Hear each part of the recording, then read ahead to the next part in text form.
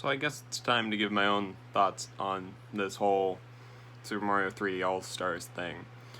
So if you weren't aware, later this week, Nintendo is releasing a game called Super Mario 3D All-Stars.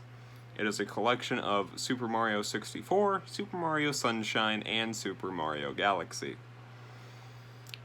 And while people do love that these games are coming to the Switch, people don't like some of the factors surrounding the game.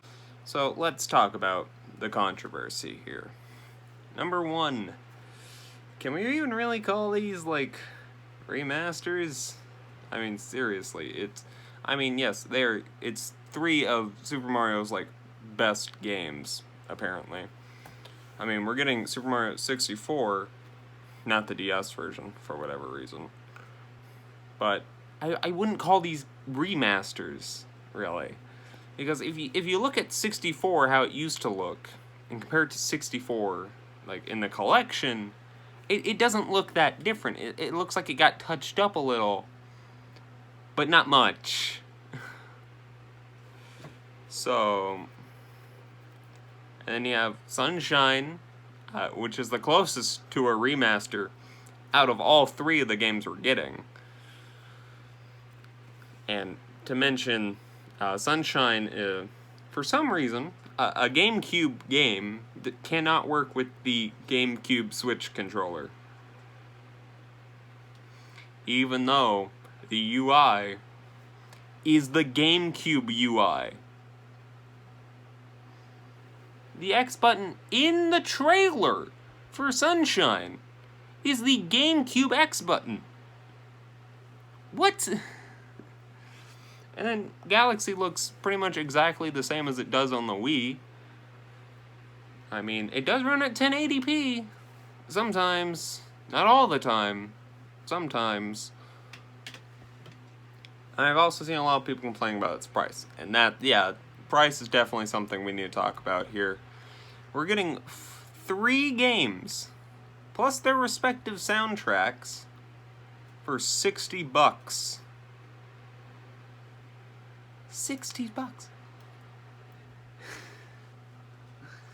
for games that aren't even technically remastered. All right, okay, let's think about this, right? Other trilogies that have been remastered: Crash Bandicoot, the Insane Trilogy, $40, made from the ground up. Not just going back into the game, remodeling all the textures. No, making it back from the ground up. And adding new things in on top of that. $40. Same with Spyro, the Ignited Trilogy. $40, made from the ground up. BioShock, the entire collection, remastered, I can go pick up for $35. But just because it's Super Mario, it's got to get that $60 price tag. Honestly, I would put those 3 games together and the states that they are in now, that they've shown us, they're not really fully remastered. I would put them all 3 together at about 40 to 45. I would not put it at 60. Because Nintendo put in minimal effort there, and I don't like that. Now, had they included Super Mario Galaxy 2, I think the $60 price tag would be a little bit more justifiable. But for 3 games, $60, not cool. And of course, we got to talk about limitation. This is going to be a limited physical release, meaning that if you don't get a physical copy, you're not going to get a physical copy.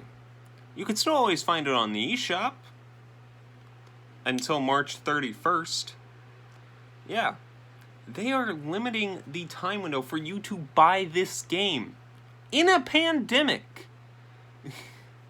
It's hard enough for people nowadays to have just $60 willing to spend on a game, right? But you're also going to limit it?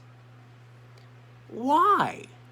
I get it, it's Super Mario, it's the 35th, we gotta do this with a bang, but no, this isn't the way to do it. And if you look at if you go into eBay, the game's not even out yet, right? Because it's not Friday. and then you go onto eBay, people are already scalping the price. Like $150 for a game that hasn't even come out yet. That's the problem here. Nintendo, get your stuff together. Like, this isn't cool. Like, everyone's going to be rushing to buy this, trying to get a physical copy. People are going to want a digital, but people may not be able to afford it. It's not exactly a good business plan right there. Hopefully they do something. Hopefully they go, okay, we messed up. We're going to make unlimited physical versions now. So you can just, like, Breath of the Wild, it's still being sold, like, 4 years later? And it was a launch title? Yeah, do something like that. Keep making, because you know people are going to buy it. It's going to make you more money in the long run than it will in the short run. That's just how it is. And we all know companies like Nintendo love their money. And at least keep it on the eShop if you're going to make a limited physical release. At least keep it on the eShop. Because people aren't going to like it if it's not. You know? Because what are you going to do? You're going to do like a Disney Vault situation? Where they release Lion King like every 10 years for you to buy it? So, that's just my thoughts. See you guys later. I hope this Nintendo situation gets solved, because no one's liking it at the moment. And certainly not me.